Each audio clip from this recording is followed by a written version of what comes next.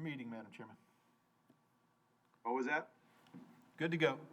Good to go. Okay. Okay, Ryan, we're good to go.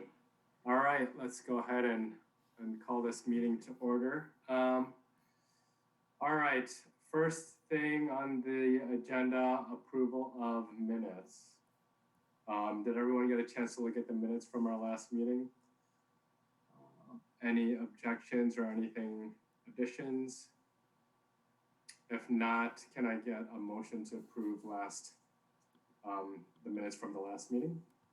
I would like to motion to approve meeting minutes from 12/15/2020. Or, I don't know if the date, 7/21, there we go. In a second? Second. All right. Next item on the agenda, or minutes approved. Next item on the agenda is Actually, Ryan, do you just want to call for a vote on the motion? Oh, yeah, that's right. All in favor of approving minutes from? Aye. Any opposed? No. Okay. Minutes approved. Jeez, Ryan, it's not like you've been doing this for the last 8 years. we gotta have these meetings need to be monthly, so I remember these things. So okay. Public appearances for non-agenda items. Were no one? Okay. Agenda review. No changes by No staff. changes? Okay.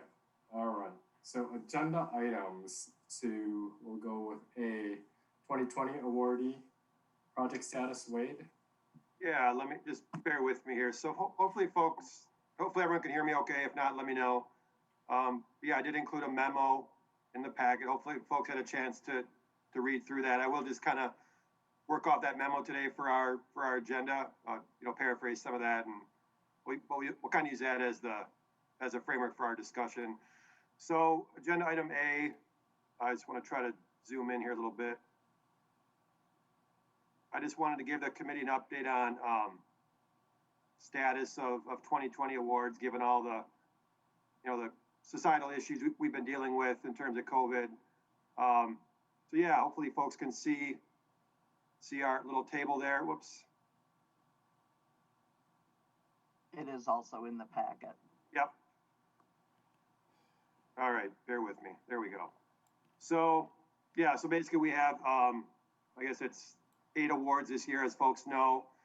Kind of some detail on the left. The far right column talks about implementation status. So again, we've extended our deadline this year into the spring, into May. I have done a mid-project check-in with all those awardees to kind of get a sense of where they're at. So the right-hand column there is implementation status. I'll just quickly run through that for each awardee. Badger Prairie Needs Network, our food pantry group, they're basically on track. They had to make a few adjustments, but they're actually serving more folks than they anticipated, given, I'm sure you guys are reading the news, but people are using food pantries that have never used them before.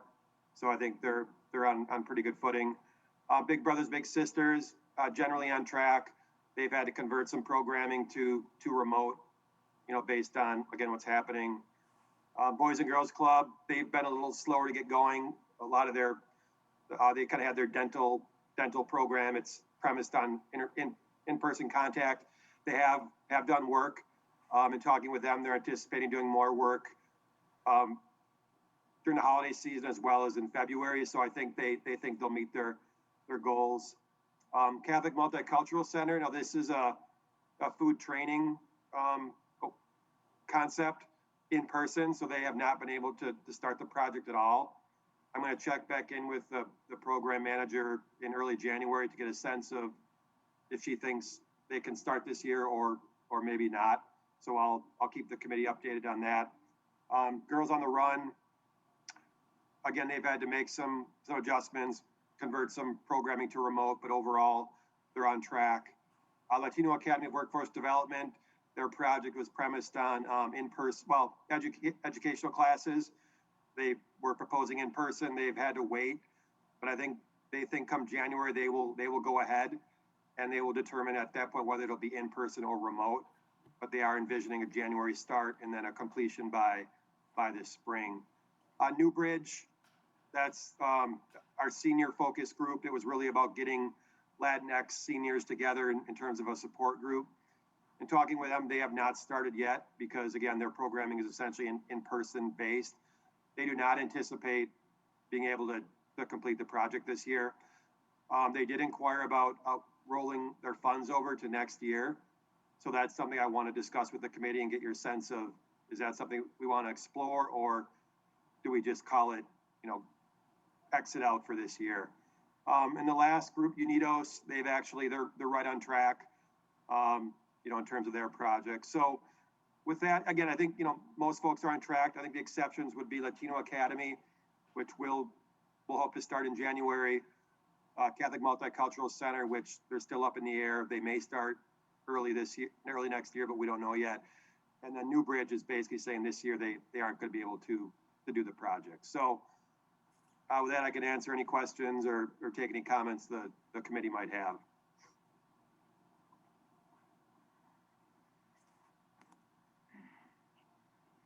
So wait, so what is the intention when we're gonna discuss about all these organizations that they are behind? What is the plan? Yeah, so again, I think, Catholic Multicultural Center, I'll check in with them in January, and they'll either tell me then whether or not they can, meet the deadlines or not.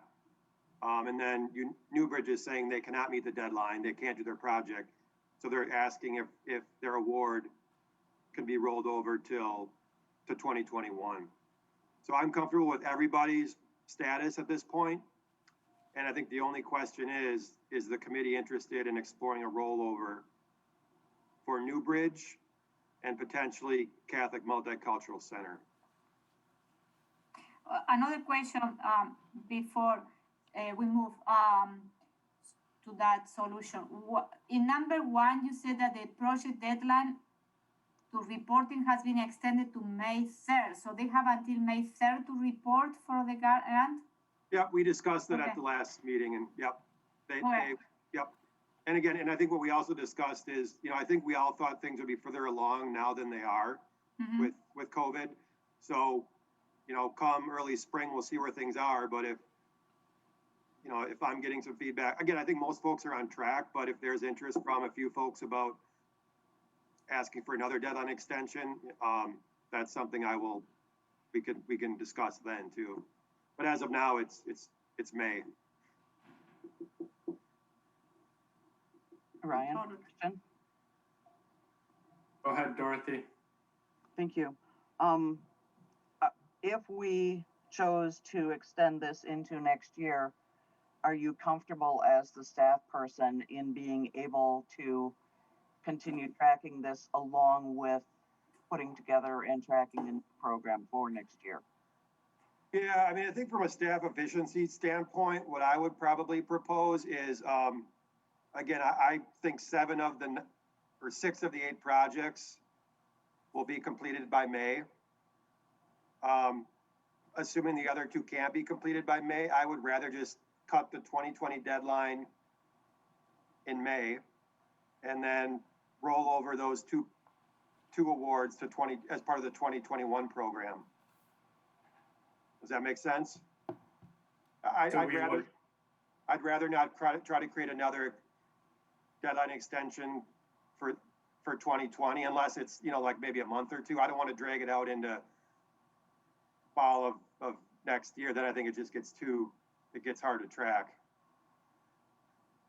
I mean, So then that would increase the amount that we could distribute in 2021, right? Yeah, I mean, I think the gist of it is we would request, and I would have to run all this by our finance people, but I think the gist of it is we would request what we call a rollover of the Newbridge funds and Catholic Multicultural Center funds into the 2021 program. But then the idea would be those would be set for those 2 groups, right? They wouldn't be part of the general fund that we would re-award. That would go back to those 2 groups to do their projects in 2021. Does that make sense?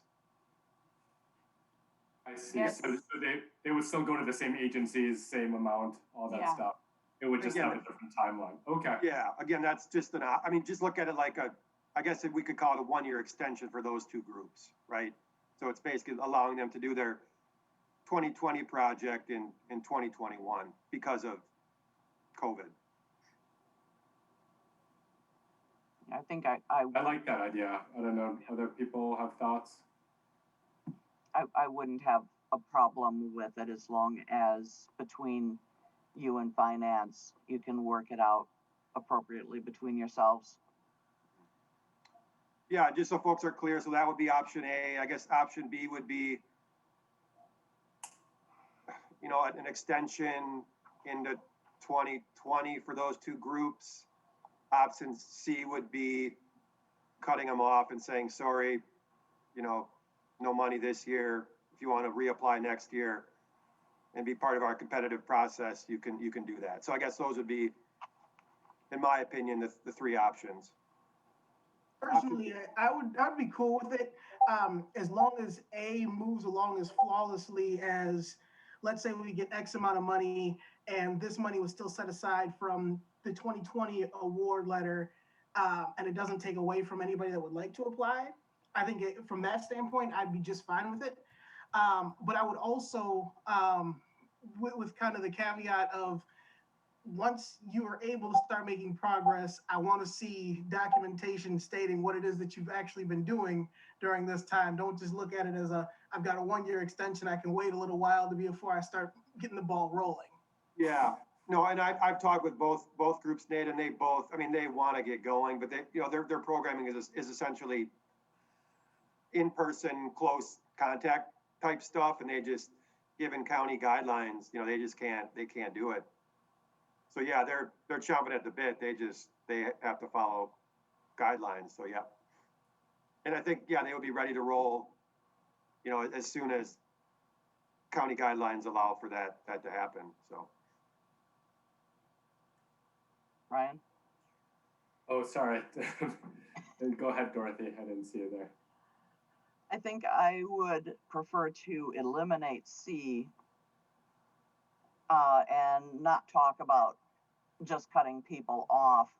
They have made the appropriate effort toward obtaining the grant. It is not their fault that COVID hit.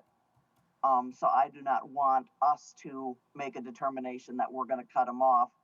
I would give them the opportunity to opt out, and then we can talk about what to do with that money. That sounds like a good option too. If they're feeling like maybe it might be too much for them to take on right now, maybe to opt out. I do like the idea though of rather than just for efficiency and not having everything too confusing with different timelines for different groups, just giving them the option to start, you know, with along with the other grants, that same timeline. Yeah, and maybe it makes sense for the committee to make a motion on a desired path forward for those two groups.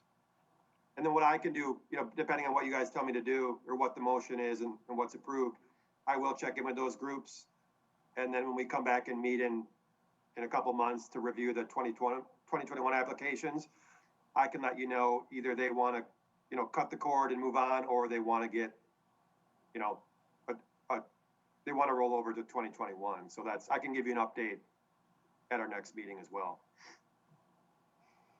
Okay, so then can we go ahead and can someone make a motion to roll over the funds for these two organizations into 2021? And I would just caveat that subject to approval by our finance department. Okay. On the condition that is approved by the finance department? Okay. Anyone want to make that motion? I can make it. Okay, Dorothy, do I have a second? Second. Okay, all approved? Aye. Aye. Any opposed? No. All right, motion approved. Great. And I will, like I said, I'll let those two groups know. And then when we have our next meeting, and I think probably February or March, I will come back and let the committee know if they want to stay with us for 2021, or if they want to just move on. So. Thank you. Sounds good. Thanks, Win. Yep. Okay, next on to the update on North Fishhatchery Road Hub and the Teen Center. Yeah, and I'll start with the hub. And again, you know, this committee, I think, really started with a focus on the grant program, but the H&I really is about everything going on in these neighborhoods. So I thought it made sense to give an update to the committee on some other really cool happenings that are going on in these neighborhoods. So we'll start with the hub, and then I don't know if Alder Maldonado is here, but he can, if he is, he can talk about the teen center. If not, maybe Dorothy and Julia could fill in the blanks. I'm here. Okay, thanks. All right, so just quickly, the hub, again, folks might be aware of this. I know our alders are. Ryan and Nate, you may not be as familiar or familiar at all with this, but basically we've spent the past year planning for what we're calling a neighborhood hub in the North Fishhatchery Road neighborhood. So this is Traceway Drive. North Fishhatchery Road is kind of out here off the screen. Our golf course, if folks know where that is kind of at the bottom of the screen here. So the impetus for this project was we literally have no Fitchburg park space in that whole neighborhood. So it's a park desert. We were able to get a few acres in the past couple of years for park space, and we wanted to make it not just a cookie cutter park, but really a park concept that would draw the neighborhood there, and then they would take ownership of it, and it would, you know, serve social, recreational, all sorts of different purposes. So we hope we've done that with this concept. But just quickly, it's kind of in two different phases. Phase one is the north side of Traceway, and I would categorize that as more of traditional park space. But think about park space that totally enhanced, you know, park with a lot of stuff to do. We've got an outdoor covered hardcourt area for, you know, pickleball, basketball. It could host farmers markets, social gathering events. We've got a really cool shelter that there would be reservable space. Maybe there's space for city staff to, you know, man a little information or resource desk. There's a really cool playground concept. There's what we're calling a bike pump track, kind of this little bike obstacle course for neighborhood kids to get on their bikes and ride on. We have kind of an open green space area. So again, just a lot of different things going on, trying to come up with a park space that addresses every demographic that's currently in the neighborhood or will likely be in the neighborhood over the next, you know, 5 or 10 years. So that's phase one. We do have funds to implement that phase this year. We'll start hopefully in the spring in terms of breaking ground. Phase two is a few years off. Phase two, we're actually talking about a large footprint community center. So that's this thing right here. You know, we're talking about a community center for city staff, for potential nonprofit organizations, you know, rentable space for the community, rec rooms, classrooms, you know, all those sorts of things. And then just a few images that I think help kind of better explain what we're talking about. So this is, again, the north side. We'll break ground on this next in 2021. So some of the things I just talked about, that covered area, rec and event space, a shelter. Here's the bike pump track I talked about. We're looking the other way now. Playground, you know, all sorts of amenities.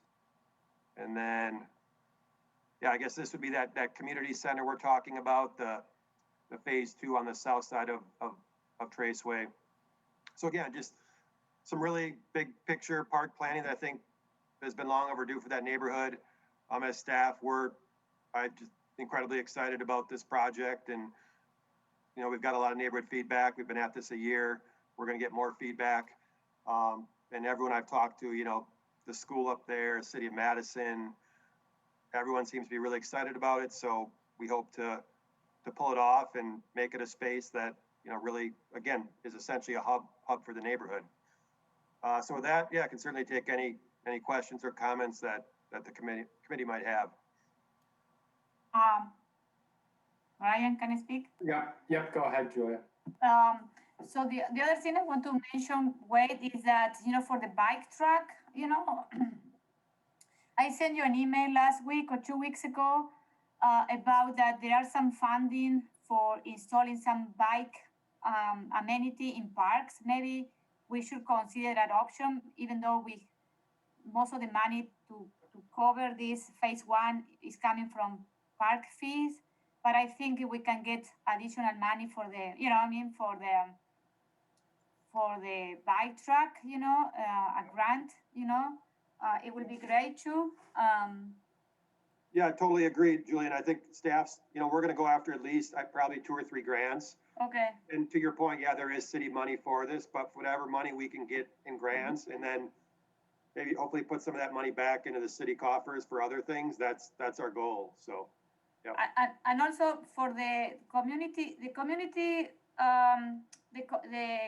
center, the big building is coming in 2023, isn't it? Or 22, something like that? Yeah, don't quote me on the timeline, but I think we're thinking 22. Design. We would do like a study, right? Yeah. Like who would operate it and Yeah. how we pay for it. Yeah, and I think 2023, we're talking about Okay. nailing down the design and potential construction, yep. And also we can apply for grant for Dane County. They have plenty of resources there that we can. Yep, there'll Okay. be county CDBG grants we'll go after. Okay. Yeah, exactly, yep. Okay. I will say the county does not have plenty of money. They have some money. No, but they have the CDBG money coming from the federal government. Yeah, but lots of ways for it to be split up. Yeah, but they haven't spent a lot of that money with the city of Fitchburg in the last 20 years, so it's time. Yeah, and I guess to both your points, yeah, they do have a limited amount of money, but staff has been in contact with that grant administrator and we talked about this project and I think if and when we apply, we will be competitive for a good chunk of county funds, so. The other thing that I wanted to say is that Scott Endel keeps talking about wanting to set up a Friends of Fitchburg Parks program. He keeps talking about it, but doesn't do anything about it. This might be a time for us to grab that bull by the horns and start setting it up and use that framework to find a way to get personal grants from people for things like this. Yeah, that's a good point. I mean, even in talking with, there's a Friends of the Senior Center group. Mm-hmm. And I presented the hub. Library. Yep, and this hub concept has, some senior aspects to it as well. So, I think there's interest from that group in helping us find funds and maybe some personal donations. And yeah, you're right. If we can find other friends groups that are part of the picture here, that'll help. So, yeah. I have another question. You mentioned that with the phase one, we are going to start, working on the spring of 21. So what we're going to start doing there? Yeah. So right now, by the end of this week, Mm-hmm. I hope to get out the RFP for what we call full architectural services. Mm-hmm. So what we've done to this point is just the concept. Yeah. It isn't the true architectural drawings and all the landscaping and all that stuff. So we'll get that RFP out hopefully by the end of the week, and then after the holidays we'll get the proposals. We'll choose one, and then that consultant will start work on that really fine-tuned design. As part of that fine-tuned design, we're going to go back and reconnect with the neighborhood. Mm-hmm. And make sure that all the details that they want in this thing are there. And then I think hopefully and that'll take some time, but hopefully by, let's say, summer and fall of 2021, we'll have that final plan and then start talking about breaking ground, in 2021. So. Mm-hmm. How many phases are there? Yeah, so we just have 2 right now. And really it's just the north side, south side. And maybe I didn't mention it, but I kind of view the phase 1 north side as like really kind of recreational focused, Mm-hmm. But also like social gathering, right? The phase 2 is really where we're talking about services and resources. So Ryan, one example I point to is the building on South Park Street, where the city library is and the Urban League is located, Villager Mall area.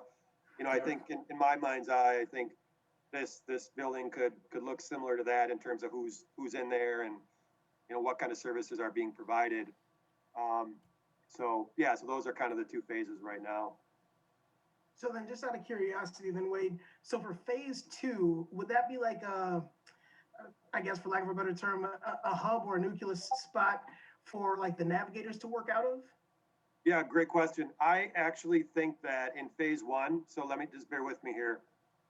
I guess maybe bigger picture, Nate, I think for this site to work, at least initially, the city is gonna need a constant presence there.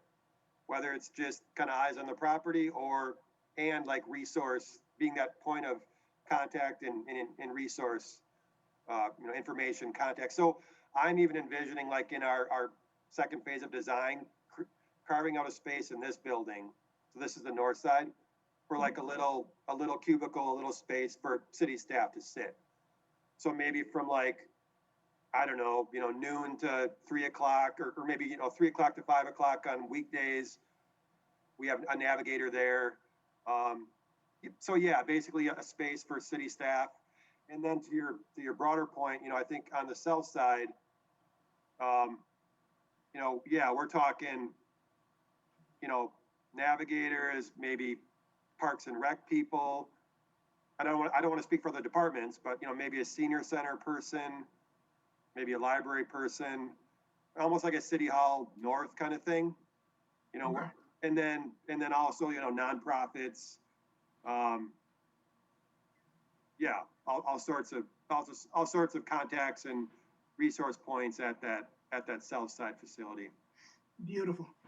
I love it. Thank you. This is another Ryan question that I kind of asked before the meeting started. What JFF presence do we have for Fitchburg in that area? And I could just actually jump in and then Ryan, or feel free to whatever I missed. So actually right now we've got a JFF office in the Fairways Apartments, Dorothy. Mm-hmm. But yeah, I think, again, not to speak for anybody, but I have brought that up generally speaking with some county people about a JFF office in that facility. And I think, I got a lot of positive reaction to that idea. So yeah, Ryan, feel free to. Yeah, I was gonna say, if there's gonna be other service providers there, it only makes sense for JFF to be located there if there's space. That's what I would like to see on Allied Drive too, something similar, a similar kind of setup. But yeah, that would be ideal. Yeah, and to that point, it's a hub, right? So a one-stop shop for everything that the neighborhood needs. I mean, that's kind of the concept of, we don't want, right now we've got resources in the neighborhood, but they're scattered. And if we get folks together, it's easier for customers, and I think it also helps with the agencies in terms of them, creating efficiencies and economies in their work as well. So. Mm-hmm. I've been in the Fairways JFF office a number of times. They need that 2-bedroom space. There's no way that but what I'm thinking is they could have some casual office hours if we had just a shared office space that various people could come in and out of with limited hours. My question though basically is that JFF person for both Fitchburg and Madison in the area? Is that one built around the common school district? Or is it split up like it is on Allied? Again, Ryan, you can chime in, but my understanding is it's the Leopold, catchment area. So whoever goes to that school, or was within that school boundary there, they can use those JFF services. Okay. Yeah, I can't remember exactly what schools she serves, but yeah, Leopold is the big one. It's most of that, those families that attend that school. Okay, thank you. Can you just show again, Wade, where it is on the map? I wasn't. Yeah, maybe what I'll do, let me see if I can pull up a Google Earth image that might help folks a little bit orientate themselves a little bit better. Just bear with me.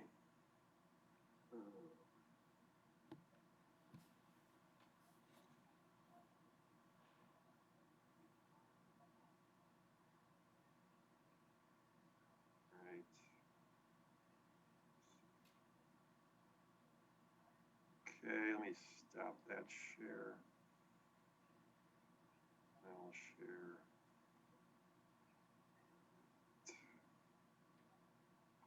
All right, so are folks seeing a map? Yep.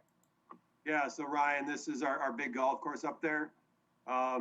Leopold School is right here. Post Road. Beltline's just, I can't zoom, oh, hold on, let me zoom out. There we go. Okay, there we go. So yeah, Beltline up here, Fish Hatchery Road, Post Road, this is Leopold School on the north side of Post Road, and then our golf course just to the south. So Traceway Drive, literally right where my arrow is. The north side is that phase 1 park space, and then the south side is that phase 2 community center. So, and just so folks know, so, you know, as folks know that the city of Madison, Fitchburg border, you know, kind of just meanders in and out through here. And years ago, city of Madison did do a neighborhood plan for the area that looked at, they understood that this neighborhood isn't just Madison, it's Fitchburg as well. So they, in that plan, neighborhood plan, they identified the hub area as a good site for a potential community center if one was to ever be built. So we took off on that concept and, you know, kind of understood again that this is a neighborhood. It's not Fitchburg, it's not Madison, it's a neighborhood. So we think it's a great location for both Fitchburg and Madison. And I think at the end of the day, we do envision, you know, obviously service to residents of both cities. We have just had some general conversations with Madison about, you know, resource sharing and those sorts of things. Nothing formal yet, but I imagine those conversations will continue to evolve. So, Hey, Wade, put Fitchburg, Wisconsin in the search bar sure. there, and it should bring up the municipal boundary. You might need to zoom back in. Yeah, I might lose the boundary if I zoom in, but we'll see. Well, I guess it's still there. So yeah, so you can see, you know, literally right north of the site, you know, we're talking Madison, so. What's there now, Wade? Or just green? Yeah, so right now, well, on the south side, we kind of have a little, well, here, let me put an aerial on. Or actually, let me go back to the,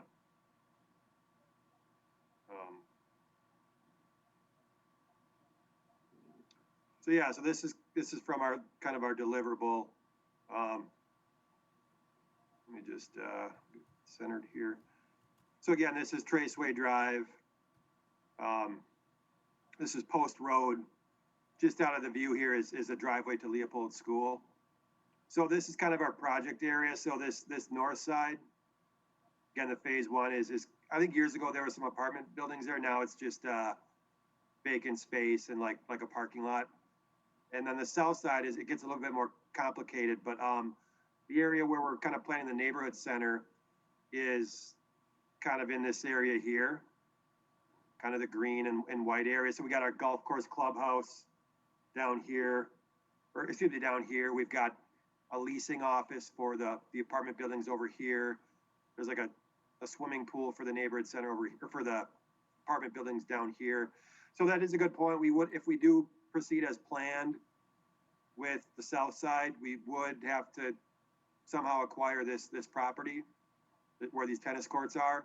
We have been in discussions with that landowner, and I think there are some options there. But that is one little caveat to this discussion. And then I think as we develop that, you know, if that gets developed, I think you might see some of this in the next 5 or 10 years look a little bit different too. Again, that this is private land, but I could see maybe some things happening here that could complement what's, you know, kind of what's happening here. So.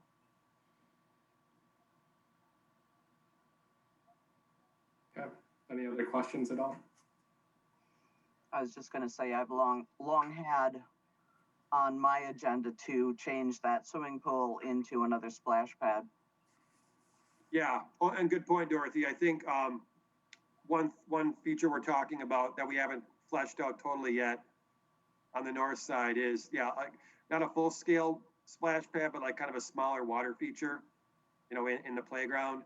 But then to your point, I think, yeah, if we're able to kind of talk bigger picture about some of these other areas, yeah, I could see conversion of, you know, maybe a larger water feature on the south side as well, so. And I think one other quick thing, I think what'll happen too in this next design phase, I think we'll see some evolution of the south side. You know, I think the guts of it will remain the same in terms of that building, but I could see the building maybe moving a little bit to the east.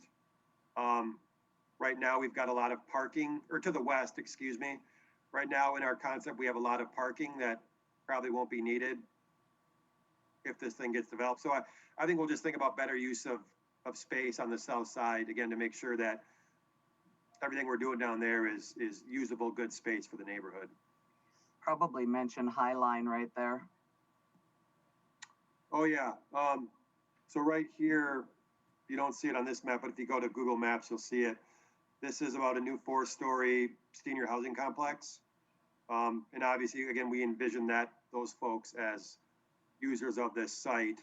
So what could happen is if we do move the community center building to the west, this area, which the city currently owns, could become a little pocket park, more green space, you know, directly adjacent to that senior complex, so. Wait, do you know how much money gonna cost to acquire that additional land? Well, we haven't got there yet. I think we did do an estimate a while back, and I don't have that number offhand. I can dig that up. It isn't a crazy amount of money, Okay, but you know, I think we probably could explore parkland dedication funds to cover that.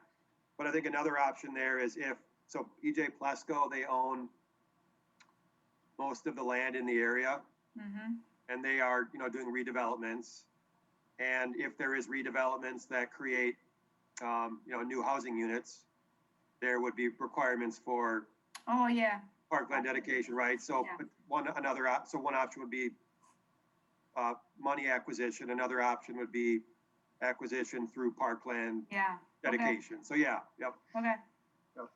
Do they already have the unit counts prepaid for buildings that have been removed? Yeah, that's why I'm not privy to all those conversations, but that's a good point. So because they did tear down units years ago, and if they redevelop at the same level, there wouldn't be any new requirements for dedication. But if they develop more densely, there would be, and I have a feeling they probably will develop a bit more densely, meaning there would be new dedication requirements. So. And I'm thinking it might be like 90 units that they've got credit for that does not currently exist. Yeah, you probably know more than I do on that, but yeah, I know they do have some credits, you're right. And I think another important distinction is we are trying to classify this as what we call a community park, which opens up, and I think it is. I mean, it's going to serve not just, one other goal of this hub is to not just serve the neighborhood, but to really draw the community to this site. And I think the things we're talking about in terms of land uses will do that. So the fact that it's designated as a community park, that opens up other options for city funding. So there's some options there too.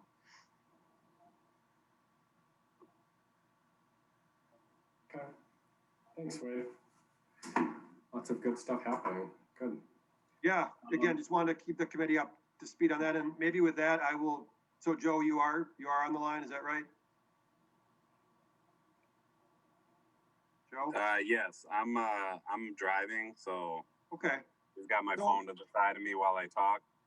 Okay, yeah, so I think another thing I wanted to update the committee on was the Verona Road West Teen Center concept. So between Joe and Julia and Dorothy, I feel free to, whoever wants to chime in on any of that update. Sure. All right, so just start at the beginning. Back in the summer, I put in an amendment in our capital improvement plan to put aside, I think it was kind of short of $4 million that would go towards the development of a teen center in the Anton Drive area, and it was approved in the CIP.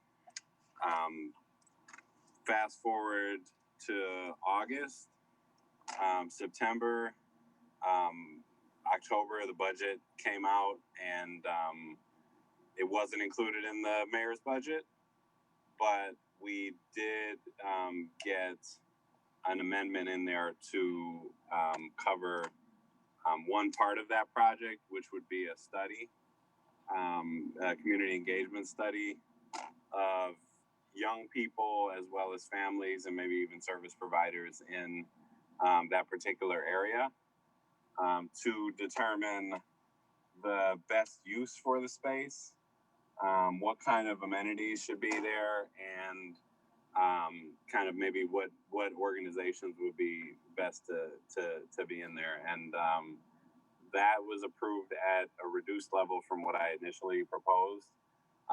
It was approved for $25,000. So we have, in the year of 2021, we have $25,000 to go towards a study.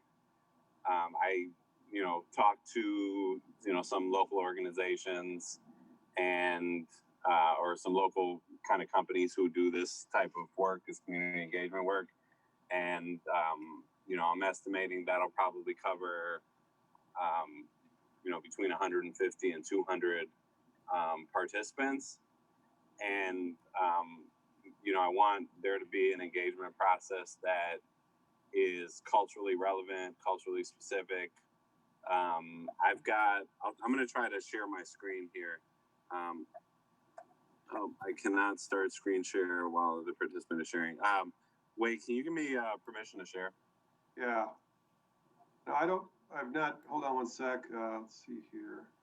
I'm on my phone too, so maybe that's what's. So I've not given permission before. Does anyone know how I do that? No, I think he's just asking you to stop sharing your screen so he can share his. So I've stopped sharing, Joe. Okay, let me see if it works.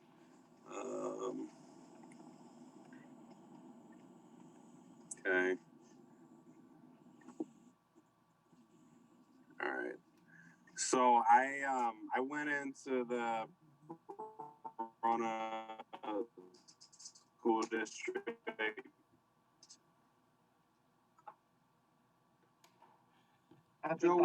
Joe, I think we're.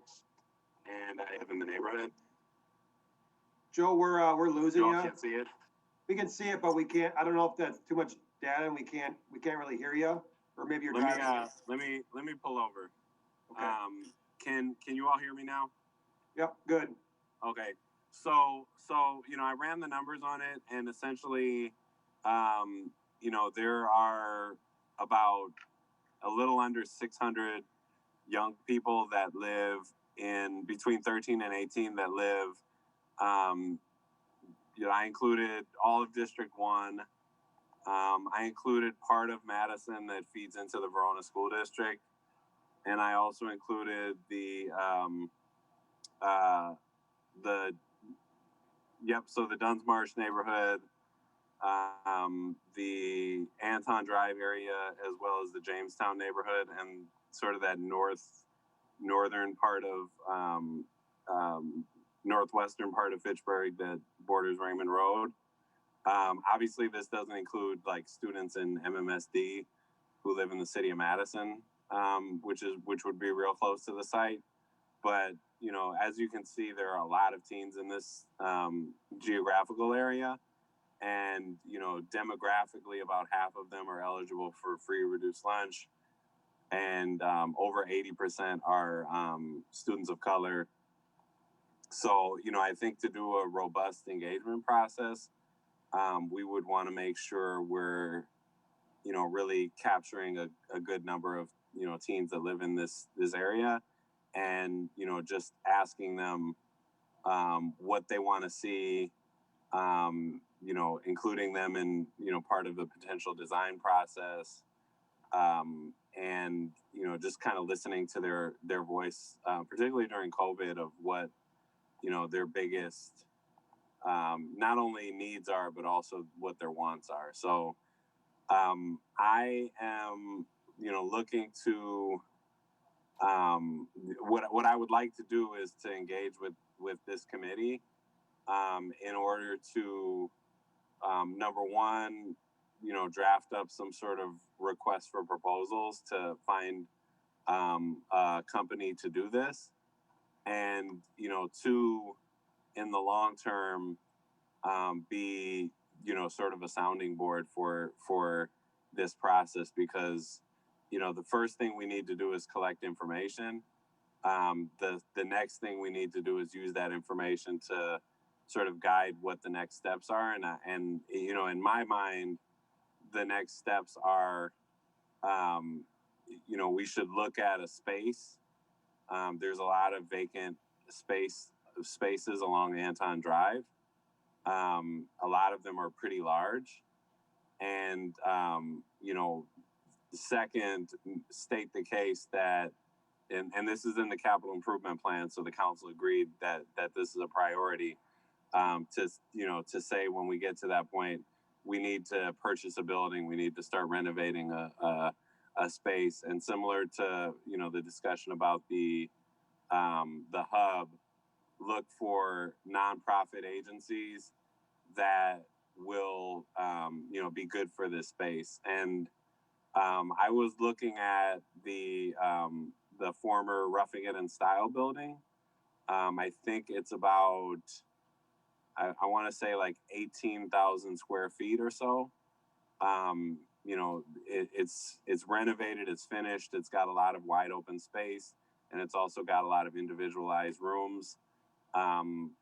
In my experience as somebody who's worked with youth for a pretty long time and also been a funder of youth serving agencies, what would be ideal for young people is to have a mix of, large open spaces and kind of smaller gathering spaces, because, when you think about what the needs would be, number one, first and foremost, it would be to have a place to go and just hang out. There's very few spaces for teens in this community. There's no sort of standalone dedicated teen center. There's a lot of organizations that have, some robust teen programming. But majority of youth programming in Dane County is for younger kids. And, as I don't want to paint this from a deficit perspective, I believe, that youth are assets. But, when we think about a lot of our young people's involvement in the juvenile justice system, a lot of it stems from just a lack of meaningful spaces and meaningful opportunities. I think this can also be a space where we can explore, career development, financial literacy, leadership, and even, some resources for families as well. And again, I want the study to help guide us towards that.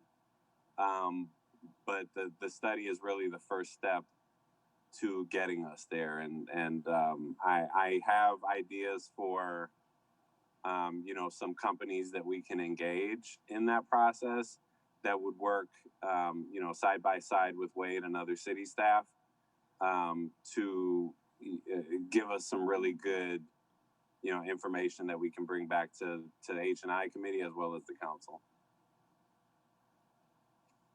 I'm going to stop sharing.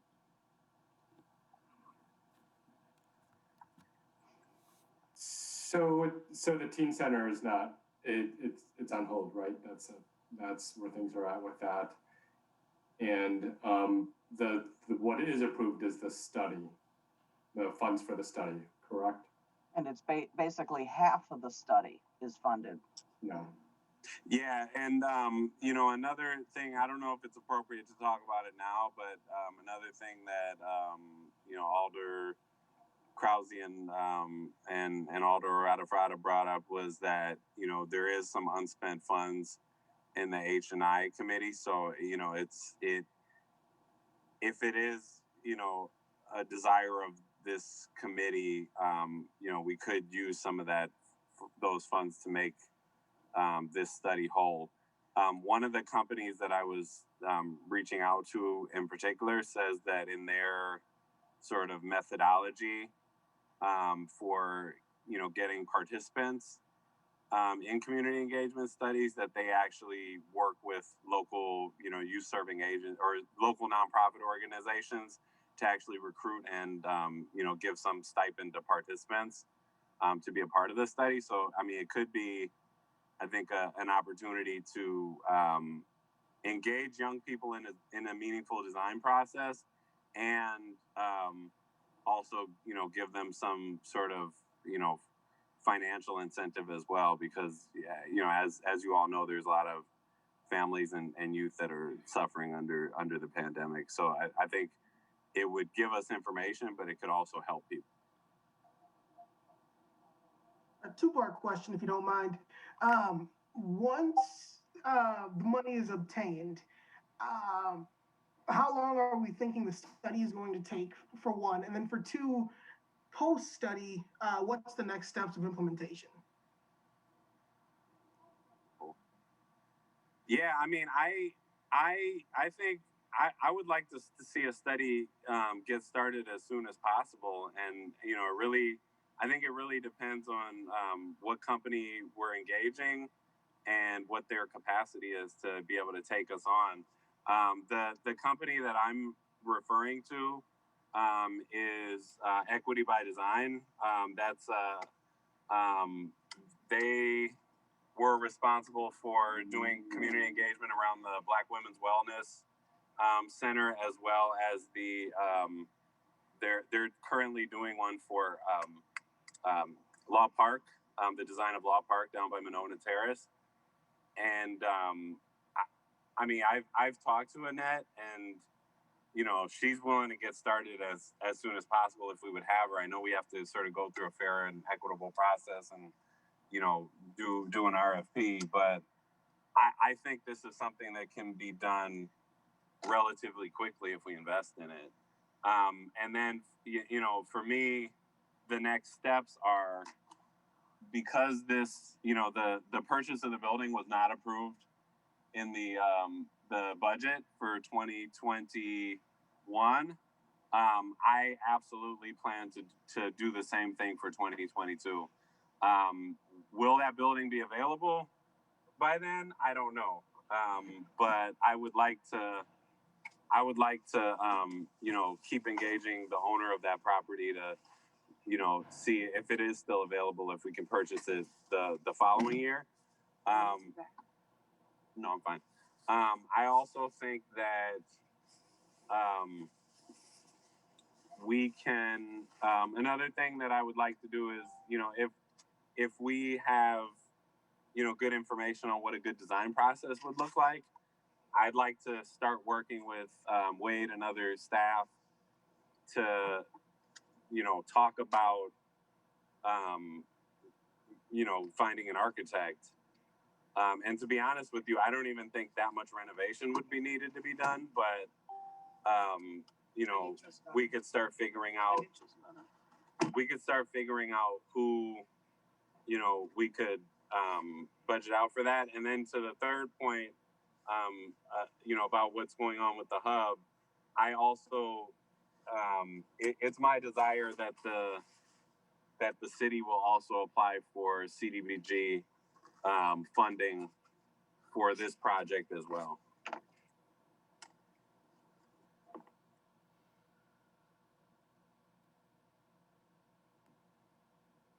Thanks, Joe.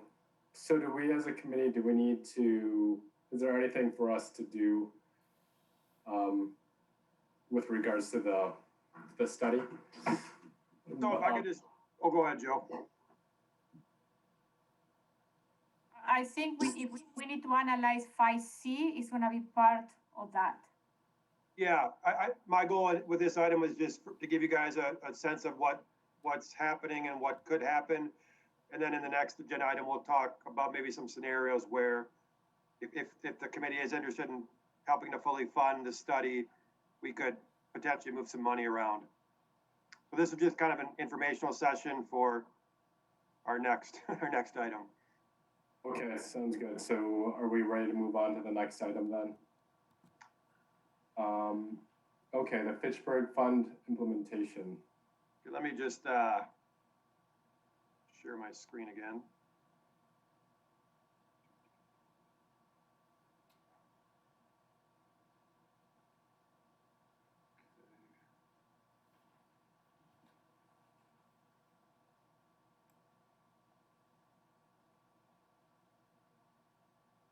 All right, let me make sure.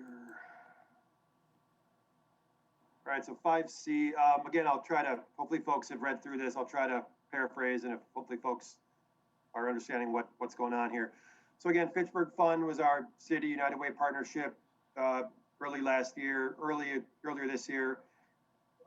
They kind of did a fundraising campaign with us as a partner, focused around this idea of equity and youth education. The idea was Fitchburg had $15,000.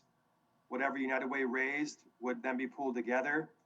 And then we would put out an RFP for a provider to address that issue. So I have not yet moved on that for a couple reasons. The first reason was, if you remember at our last meeting, the committee asked me to request moving some $5,000 in leftover 2019 grant funds to be put into the Fitchburg Fund pot. It took me a while to get an answer on that, but the answer was that could likely happen, but we would need mayoral approval. So I would just have to ask the mayor if we could do that. I have not yet done that. So that's point one. Point two was, again, this RFP was to be around equity and youth education. Given all that's been going on with COVID and kind of the havoc it's wrecking on this public education system, I didn't feel comfortable releasing an RFP earlier this year on this topic because of all that was going on. So my thought was in January of this year, to coincide with the start of the second public school semester, and now that people have become accustomed to COVID as it relates to schooling and education, I felt comfortable releasing that RFP and getting good qualified proposals. So let's just call it option A, is a January release of the Fitchburg Fund as we've currently discussed it up to this point. Option B would be, to our previous discussion, we do have, so right now the Fitchburg Fund pot stands at, let's call it $23,000.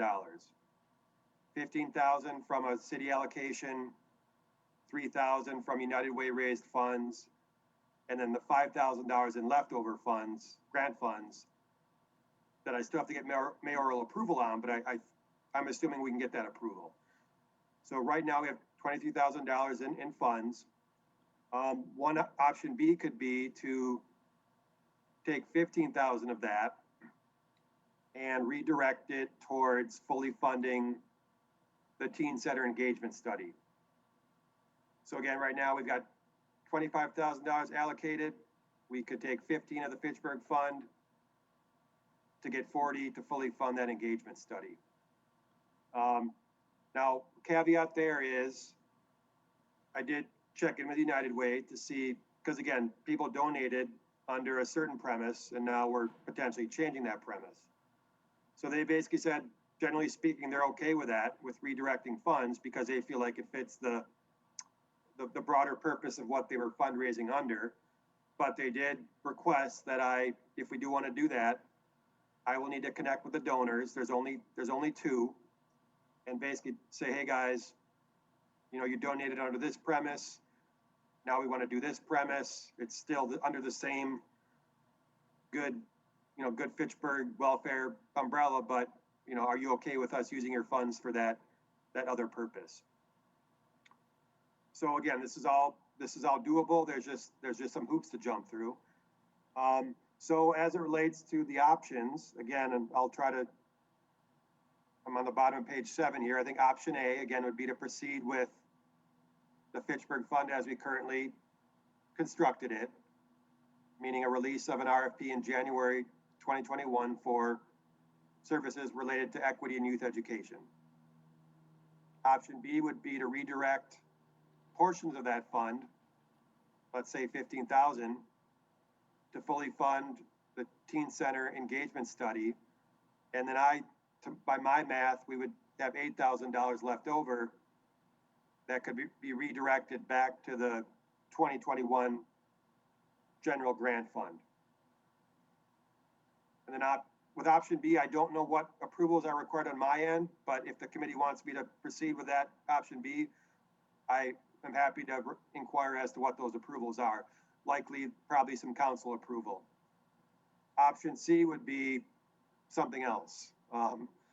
So I guess maybe I'll stop there and just do a check in. Is this making sense to people? Are we following what I'm trying to explain?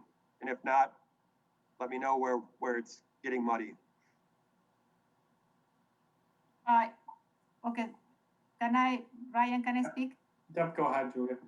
I think that, I think it's gonna be a great idea if we move the funds to the teen center.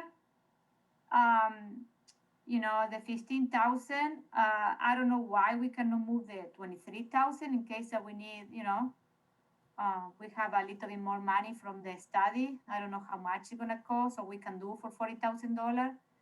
But I am okay because this is, you know, this is something that we talked in the past about the needs in this area, and it's aligned the purpose of the, you know, the funds that we allocate to the Fitchburg Fund with United Way. It perfectly aligned with the teen center study. So I don't have any option to move all the money to that. You know what I mean? But I don't know what is the protocol with the process, but you know,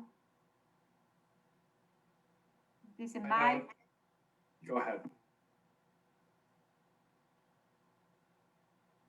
I am done. Oh, yeah. Okay. Yeah, I agree. I am, you know, I'm disappointed that,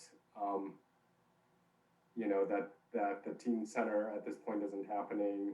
I just feel like that's an area that has a lot of need and there's not a ton out there. So I think if whatever we can do, if there's, you know, if shifting these funds over to the study helps to move things forward, I think that's a good direction. I just feel like, you know, with all these things happening in different areas of Fitchburg, I just, you know, it's disappointing that that area seems to be neglected somewhat. I want to make clear that there is in the capital improvement plan, there is a $4 million money allocated for this community center. The issue was that to build it in the future, okay? It's there, it's in the capital improvement plan. The issue is that a couple of elders, they wanted to have this study done because they want to understand, they were not like 100% on board to building a community center without a study or an input from the community. So this is what we are going back, like we did with the hub. We're going back to the, you know, to phase one, and is create this community, you know, this community study, or how you going to call it, outreach the community, have their feedback, come up with a plan, but you know, the money in the capital improvement plan is there. You know what I mean? In order to release those funds eventually in the future to build this or to acquire a property, we need to have this study.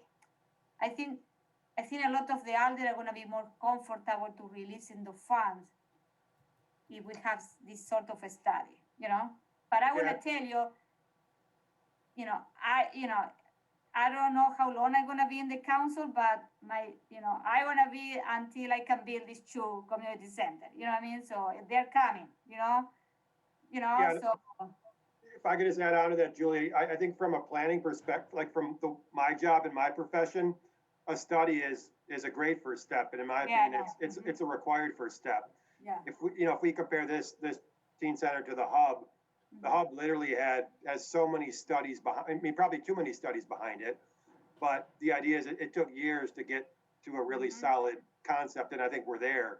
Yeah. And then even the south side of the hub, you know, we're going to do that study too. So Ryan, just to make sure you're fully informed, I wouldn't look at this as a negative at all. I think this is in my opinion, a great first step. And to Julia's point, I think there's interest in taking that next step once a study is completed. So. Well, yeah, and I was just going to add, if we're going to, I'm sorry. Yeah, I was going to say one more piece. And you know, really the reason behind kind of me thinking about like an equity by design type of process, is that when you look at projects like the Black Women's Wellness Center, they really, went in deep and had some, in-depth conversations with, African American women in neighborhoods throughout Dane County, and got some really robust input. A lot of times when studies are done, they're not necessarily. There's oftentimes behind a process like this is that nobody gets missed, and the right people get get engaged in a deep way, as well as a broad way. Yeah, and I was just gonna add, if we're gonna do this, let's do this the right way, and let's get the input that we need, and let's fully fund, the study, and not just do kind of a haphazard approach. So.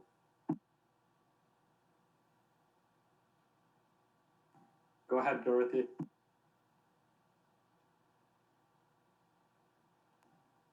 Your mic. We need to do whatever we can to get this funded, get this happening. I know it would do a lot more than confirm what we already know about the need in the neighborhood, but we do know of the need in the neighborhood already. So it would be just digging deeper and kind of fine tuning exactly the needs and the best directions. I kind of wish that the council had managed to fully fund this study, because the other thing that I would have wanted to suggest doing with this little pot of money is to work with Verona schools and put together some tutoring programs for some of their kids that are struggling to stay engaged. So I wish we would have been able to offer to do that. I don't think we're going to be able to, because I think to get this study fully funded becomes my priority. And if I could just interject, again, just some thoughts for consideration. Dorothy, what you just described there with the Verona School District is exactly what the original Fitchburg Fund intent would be, to fund something like that. Again, we have 23 grand here at this point in time, assuming some approvals. If and we have 25 allocated to this engagement study already. If the fully funded engagement study is 40, there could be potential leftover of 8,000 to still pilot a smaller scale Fitchburg Fund as originally constructed, or that money goes to the Teen Center study, or it goes back into the 2021 general grant program pot. So again, I think there's some options here. I think for me, at this point, as all of you already know, I'm very action, implementation, result driven. And it sounds from hearing from Joe that this is a phenomenal opportunity. The research has clearly gone into, research and thought process has gone into it. It sounds as though that there's a great team already set in place that wants to pick up on this project to be able to continue to move forward, even amongst COVID going on. I think a teen center would be very impactful going into this side of the community. I think all of us can agree upon that. So in terms of the 15K, I think that is awesome. If my vote were to count on that side to move that, if there was a difference in that extra 8K, I think my vote would also sway to be able to move the other 8K and to be able to help it. If the extra 8K would be able to be beneficial on that side of it for the research portion. Otherwise, if we want to pour it into other programs, I'm cool with that as well. If that 8K would make a difference, that is.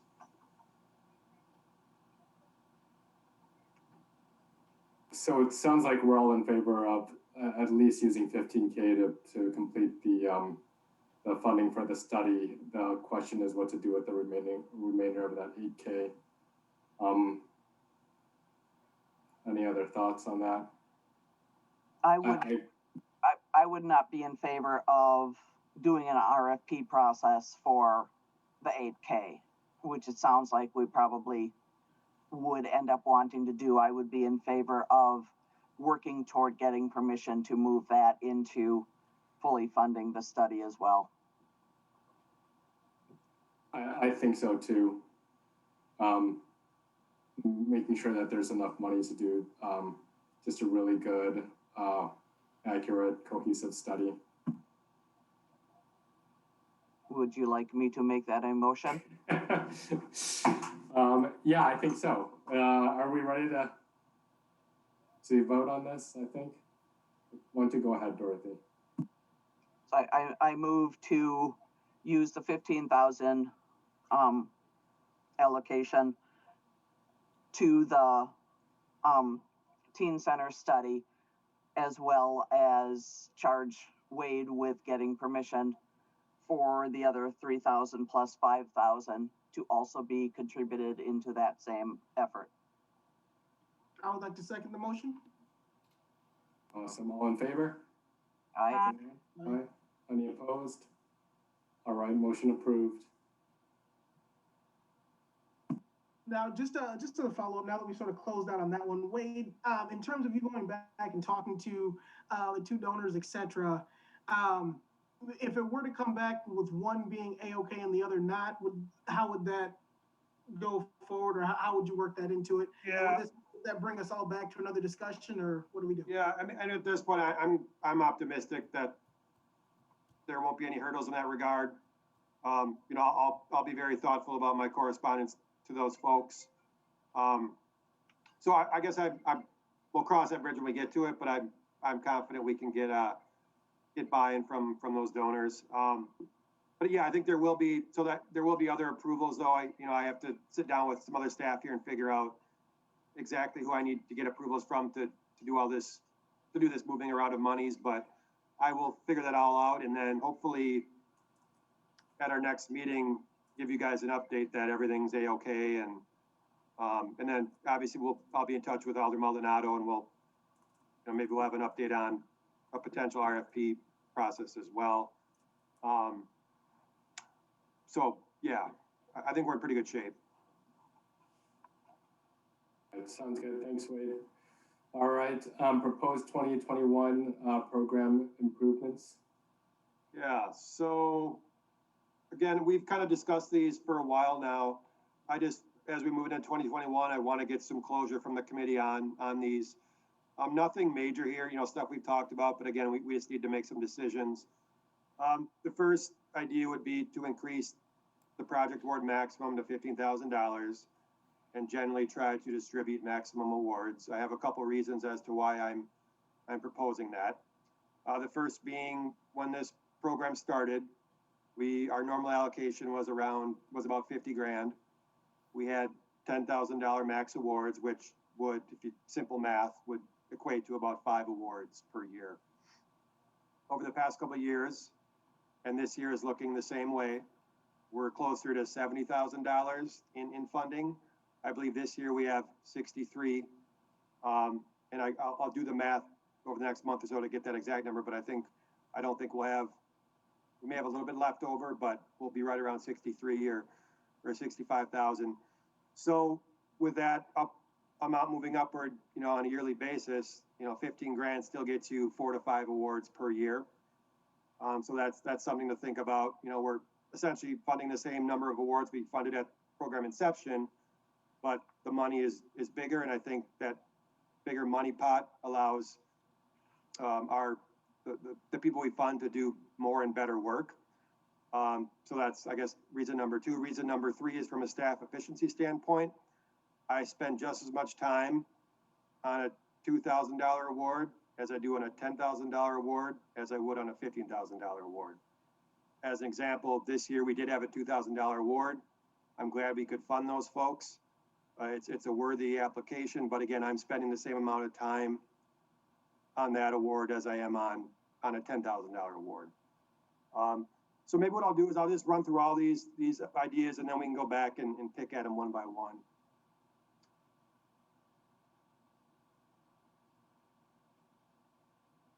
So number two, I think we can refine, again, I would propose refining our program categories. Right now, they're pretty ambiguous, kind of generalized. What I've seen in terms of administering this program over the past 3 years is basically 5 categories where we get all our applications from: youth mentoring, youth education, adult education, workforce development, food security, and then neighborhood/community building and engagement. So I would propose reworking those broad categories into these specific categories. I think that helps, again, really prioritize our funding and our resources. Number 3, I think we talked about an RFP for the Fitchburg Fund. If we're not doing that as originally constructed, I'm still interested in exploring an RFP process with this grant program, but given my workload, maybe it's a pilot we try next year in terms of creating an RFP for one of these categories I just talked about, and then seeing how that process works with a more structured, RFP process. So we could probably hold off on that until 2022. And then number 4, nothing major here, but again, just talking about timeline, I think we're on a similar timeline as we were last year. And looking at the calendar, I'm anticipating maybe a application period opening up the week of January 18th. So again, very similar to last year, and then just following that same timeline as last year. And then I guess just kind of where that all ties together is, I believe last year, the past couple of years, we have taken these changes to the council for their sign off. If you remember, last year we started the council having the ultimate approval of awards. So as a staff person, I thought it made sense to continue to have the council involved in program changes. So as of now, I would propose whatever changes the committee wants, they would be a recommendation to council for approval. Now, the next council meeting is January 12th, so we could get everything in front of them January 12th, and then I would be ready to roll with an application, opening up the application period on that next week. What I could also bundle in that January 12th approval is all the Fitchburg Fund we just discussed. So I think the timing is working out pretty well with a lot of these moving parts. But with that, maybe I'll just stop and get feedback from the committee. I did get a note too that Joe would like to, Ryan saw that. Yeah, I guess Joe would like to talk before we end the meeting, so. All right, now a good time? Okay, Go. Yes. so I just wanted to let everybody know that Luna's Groceries is doing a toy drive in the Allied neighborhood. There's a goal to give away toys to 200 kids between the ages of 0 and 14.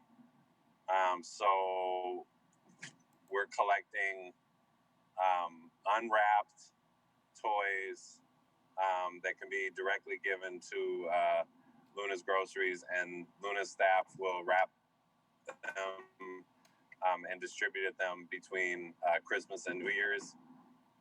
They're due December 24th, so anytime 9 a.m. to 9 p.m. between now and December 24th, you can donate toys directly to the store. I just ask that everybody on the committee please spread the word. I'll send an email to Julia and to Ryan and the rest of the committee. If you can just share with your networks, even though Luna's is in Madison, it's still in one of the H&I neighborhoods. So we had a pretty good success last year. I think we distributed 150. So there's definitely capacity to get to 200.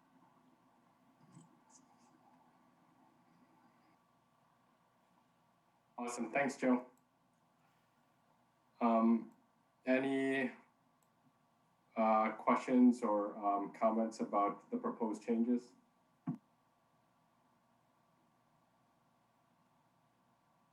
Can I speak? Ryan? Yep, yes, yes, you may. So, I am fine with the increasing the $15,000. I think it makes sense. My question to you is, what we are gonna do with the Fitchburg Fund and the United Way in 21? And we are still working with them, or this one was, Yeah, so like mid last year, I did have discussions with United Way. I was very clear with them that we would be happy to try this again in 2021. And, the committee, we discussed a lot of the committee's feedback in terms of making it part of their campaign, not a separate thing. Mm-hmm. I didn't get a response, so I felt like I did my due diligence with Okay. letting them know what we were interested in. And to their credit, I think they've been dealing with COVID much like everybody, and they've had to reevaluate some of their staff time and resources. But yeah, so. Who's the Okay. staff lead at United Way that you've been working with on this? I've been working with Kim Hearn. Okay. Because, even if we want to do it, we can, this year, we didn't put it in the budget, a matching fund, Yeah, we are not gonna take it from this right. $63,000 that we have in this fund, you know what I mean? So, so something that maybe we need to, I think maybe we need to reevaluate it with them in the summer again, after COVID ends, and say, what is the partnership, the ideal partnership that we should have? This Fitchburg Fund should be part of the campaign. This is the only way that we are gonna get money, okay? So, and if they are not willing to put us in the campaign, I don't think it's worth it to do, all the time, all your time that you're spending with this and dealing with them and Yeah. waiting, Yeah, no, as of now, like we piloted it last year, and we've done our part. I think to your point, we're interested in future partnerships, but we'd have some requirements, and yeah. maybe, like you said, maybe before the campaign starts up next year, Mm-hmm. I can reach out again and just see if maybe there's an interest in what you've just talked about. So Yeah, and it's gonna be easy for them logistically to have everything in one campaign instead of having a different campaign for us, and so. Yep, I agree. So, but I am okay, increasing the amount 15,000, because maybe we can get, better programs, or and then I am okay with the categories. And I want to understand number 3. So you are asking us to have a pilot. Well, again, Here? so if you look at grant programs in areas that do this a lot, like Dane County and Madison, they essentially have these RFP processes where it's essentially an application, but it's a little bit more structure. And then it helps, I think it makes it a little bit easier in terms of tracking and results. So one thought I had was with the Fitchburg Fund, we would pilot an RFP idea. Just, I would create an RFP for a specific service. We would put it out there. We'd work with a provider. We'd see if that was an improvement over the current way we do things or not. But if we're not doing the Fitchburg Fund, I just don't, I'm going to be really busy in the early part of the year. So unless the committee is really interested in piloting an RFP approach, not the Fitchburg Fund, but just basically what we would do is we would pick one of these categories. So let's say we want to focus on adult education. I could prepare an RFP seeking adult education services. And then what we would do is we would take 15 grand from our pot and say, we're going to use 15 grand for adult education under this RFP pilot. Does that make sense? Yeah. But again, if the committee's not, this kind of came from staff. This was a staff idea to try to create a better grant program. I think our grant program is fine the way it is. I do think an RFP approach at some point is worth piloting, but given my workload, if you guys aren't that into it this year, I'm fine with kicking it down the road. Yeah, I kind of think with just how different this past year has been, and probably will continue for at least the beginning of next year, I think maybe this is something to kind of put a hold on and maybe look at for the following year. One thing that I want to keep the grant program as it is. One thing that I might like to do is when is United Way's, when do they know how much money they receive? Not in time for our budget, right? Receive from just their general campaign, or what? If we had That's usually around now. okay. Now, what I was going to suggest would be nice is if we knew how much money they raised for us, then in the next year's budget, we could match that. But that would have to be offset by the better part of a year, which I think would be difficult to manage. But when you say raise for us, what do you mean exactly? If in their general campaign they had the Fitchburg Fund, if however many people ticked the Fitchburg Fund box, the money that was raised specifically for that. Yeah, but I guess they're not doing that, so that, yeah. Mm-hmm. And not to say, again, we can't try it again. I'll connect with them next year or later this year or next year. And then, yeah, if they want to create You remember, Dorothy, yeah, that we asked them several times in all the meetings that they came to do it, and nothing. So even though 3,000 was raised, and I completely fully appreciate the two people that contributed that, to only have two people after all the effort that was made, Exactly. only two people contributed to that fund is a problem. I was presuming that it was people that were throwing in $100, $200, and any number of people that made smaller contributions, not just two people. We need better than just two people if we continue something like that.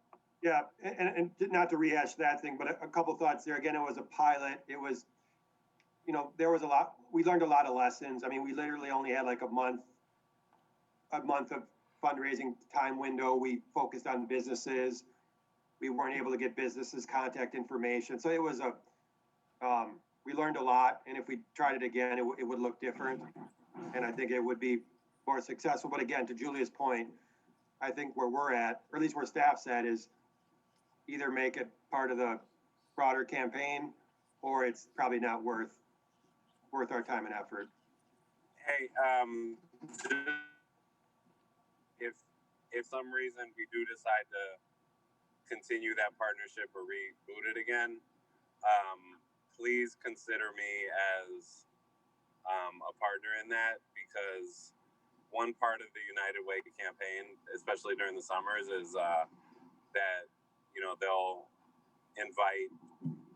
have staff and also like seasonal volunteers go to companies and actually like sort of pitch the case for United Way. And what I've found in my experience when I was working there was that if you have the right sort of story to tell, that usually pays off really big in dividends with companies. So, I mean, if we're targeting Fitchburg companies, and hopefully we can actually see them in person this summer, I would be willing to go and be like a speaker at those companies and, sort of talk to their staff about why the Fitchburg Fund, why, United Way, what it's going to go towards, et cetera. I think sometimes where these things fall flat is you don't have a compelling enough message or a story. And I don't know if that was the case here, but I would be definitely willing to kind of lend my big mouth. Yeah, no, you make a good point, Joe. I think one of the lessons we learned is we didn't, and we really, there wasn't more we could do at a staff level. We didn't have the ask fully fleshed out in terms of a real detailed, specific ask. So that was a drawback. Yep.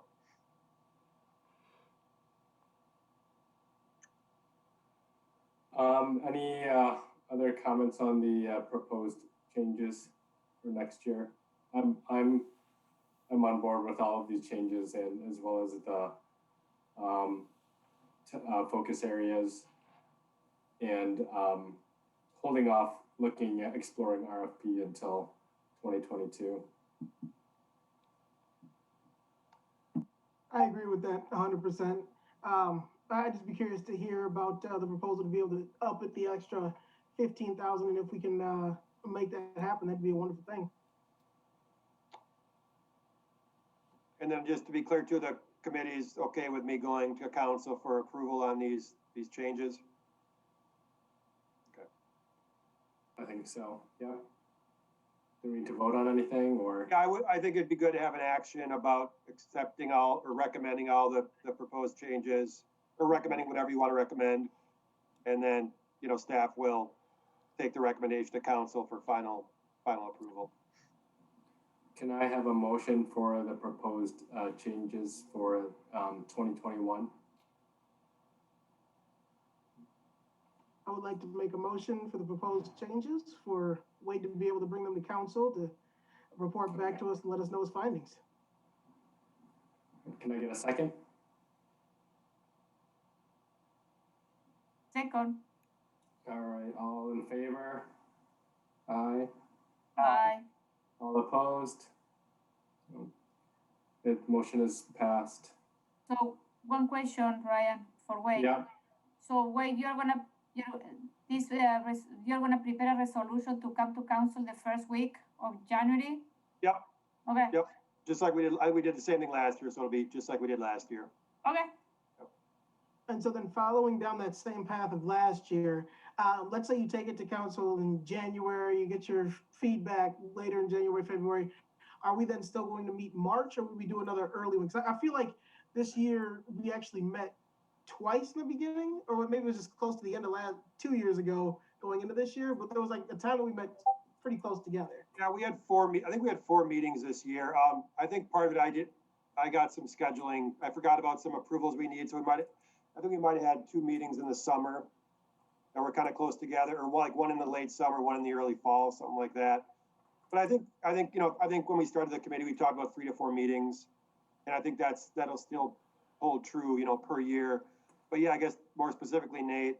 So looking at our timeline from last year, yeah, early March we met last year, I think, to review applications. So I would envision, yeah, early to mid-March this year. And then maybe we only need, again, if I would have done probably better scheduling, we probably could have got by with 3 meetings this year instead of 4. So I'll try to be better about that. But with some of these updates with the teen center too, yeah, we might be looking at 4 meetings, this year as well, or 2021 as well. So. And then, sorry to interject or interrupt, but that is also contingent upon both organizations deciding that either A, they can finish by the May 1st deadline, or B, that they just like that extension. Is that correct, or do we have to go back and review the work? No, I mean, I'll just make everything efficient for you guys. I'm not going to create more meetings just for these small, I'll try to bundle everything. So I don't anticipate more than 4 meetings this year with all that stuff going on, so. Oh, thank you. I'm fine either way. I just wanted a heads up on how we were going forward. Yeah, no, I think what'll probably happen is I will be able to come back to you in March with to do the application review and approval meeting.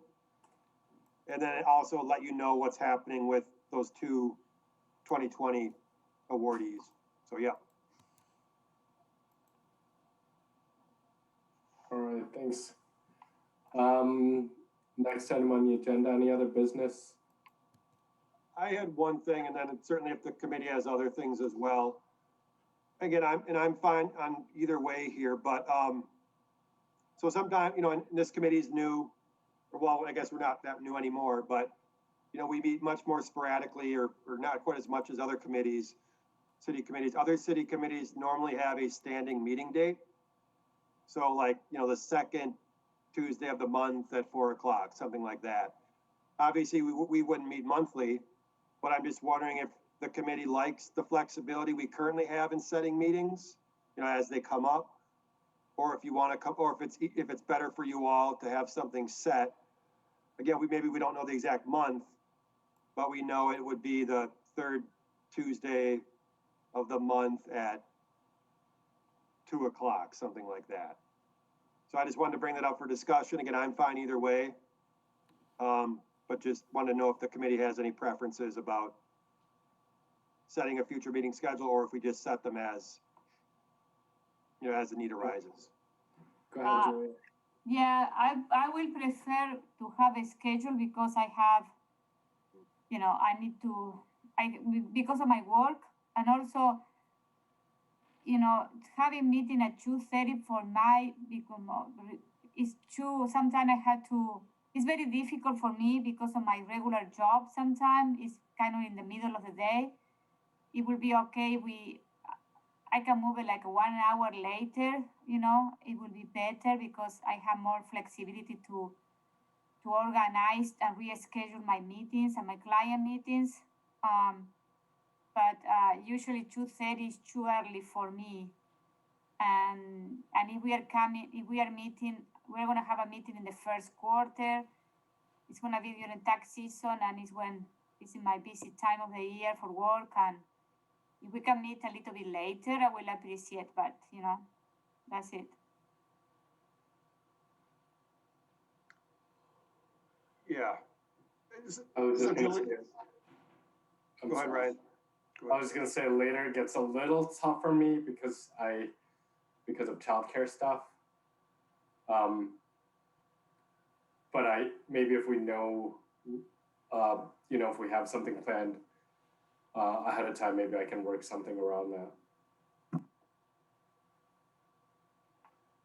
Yeah, for me, I'm kind of polar opposite. I actually really like those doodle polls. I think it works out pretty well considering my days are never the same. So to be able to see an idea of being able to select works pretty well for me. And I work here in Madison/Fitchburg, and I leave the office at 5, and I got to pick up my child at 6 in Janesville. So later in the day, it's harder for me on the childcare side of it. But if I guess to Ryan's point, if we can push it out far enough, maybe if there was a set time, I can try to work around it. But then I'm also getting into trying to maneuver around being at home, and I know all of you know the challenges of that with small children. So I'm down for it. We can try it out, but I like the method that we've got now. So maybe if I could just ask, is there a drop dead time in the day that we don't want to schedule past for Ryan and Nate?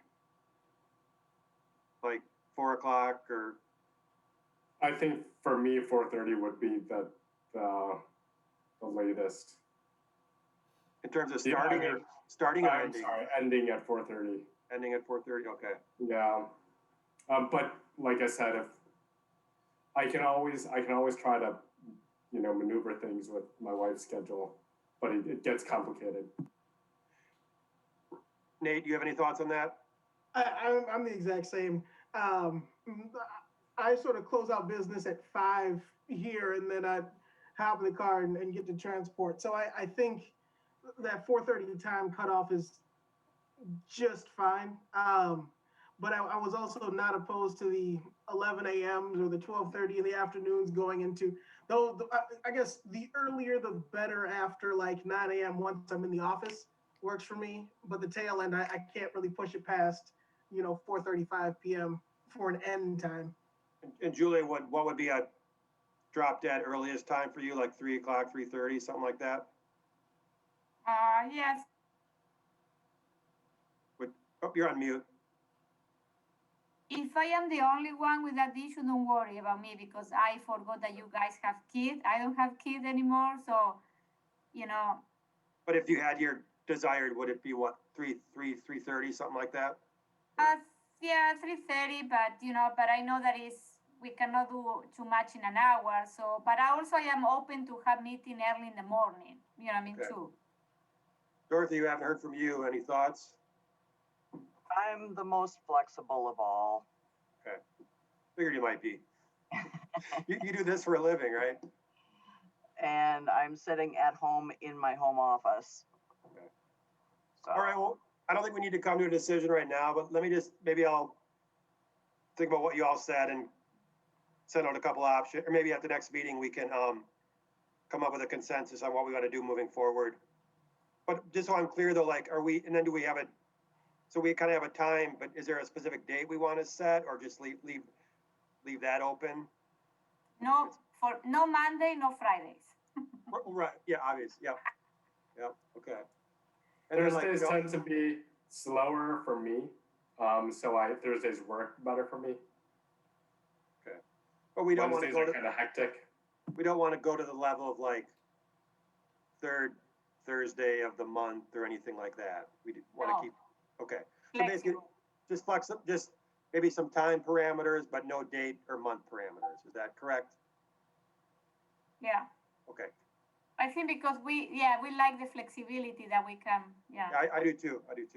Okay, good. Well, I will, I guess I'll keep that in mind for next meeting, and maybe we can come up with some meeting times that all work for us. I have another question. I know that we are missing one member in this committee. Yep. So I have been working on that. We have a couple prospective candidates. They haven't given me an answer yet, but I am still trying to find some folks. So I will hopefully at our next meeting, maybe we'll have some candidates. And So how many we are now? We're just down one in Dorothy's district. So, Dorothy, again, if you know anyone that lives or works in your district that might be interested, feel free to. Can I put Kia on blast? She's on the line right now. I didn't want to call. Kia is. I didn't want to call her out, but is she still there? Oh, okay. Kia wants to be a member. Oh, I think I don't want to speak for Kia. If you want to speak for yourself, but I think she just wanted to see how the committee interacts, and if any of you guys were, hard to handle folks, and I think you're all good. So that's what I was hoping Kia was here for. Oh. And I've known Kia from the past as well, and I would encourage her participation. So do you want to say anything?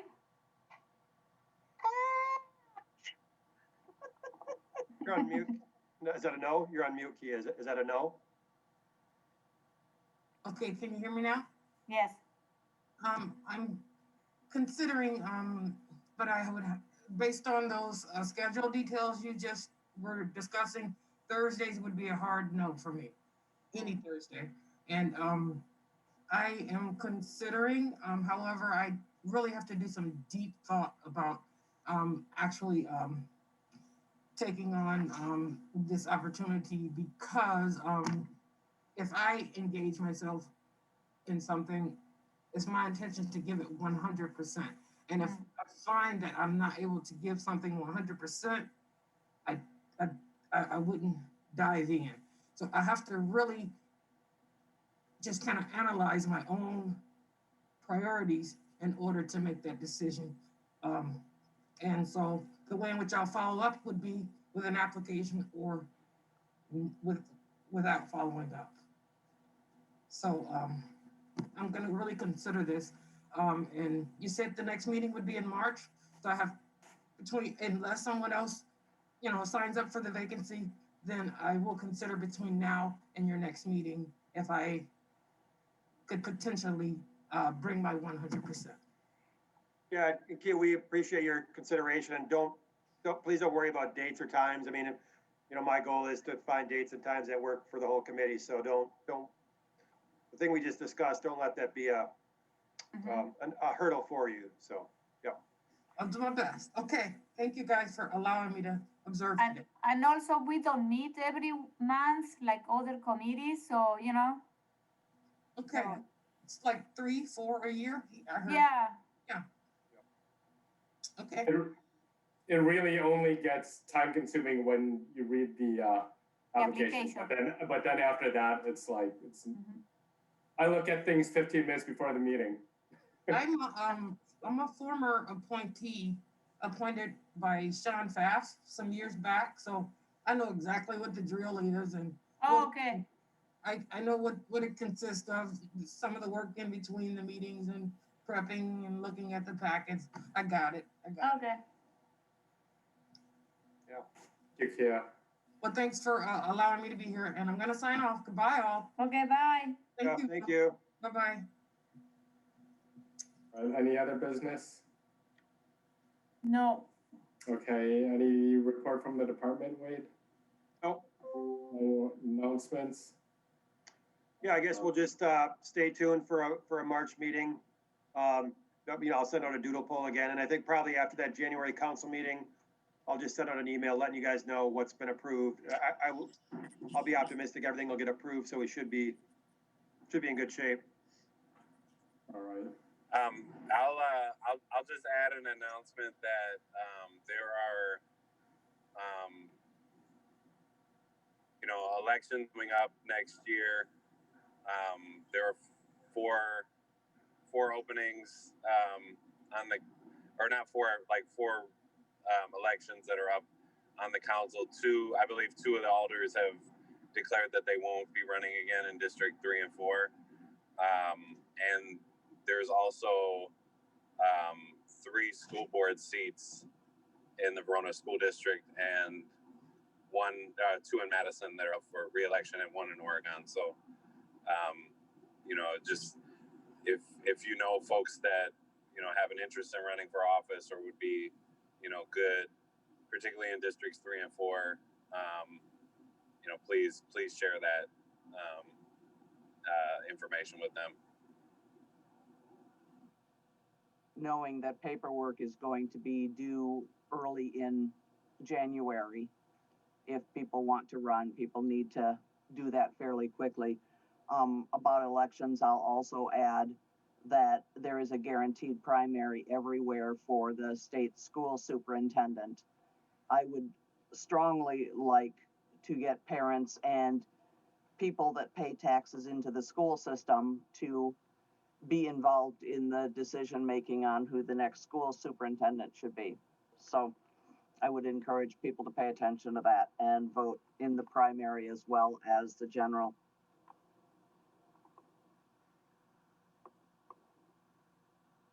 Any other announcements? All right, can I have a motion to adjourn? I'll move it. All right, a second? Second. All right, thank you. All in favor? Aye? Aye. All right, all opposed? All right, thanks, guys. Happy holidays, guys. Good holiday, everybody.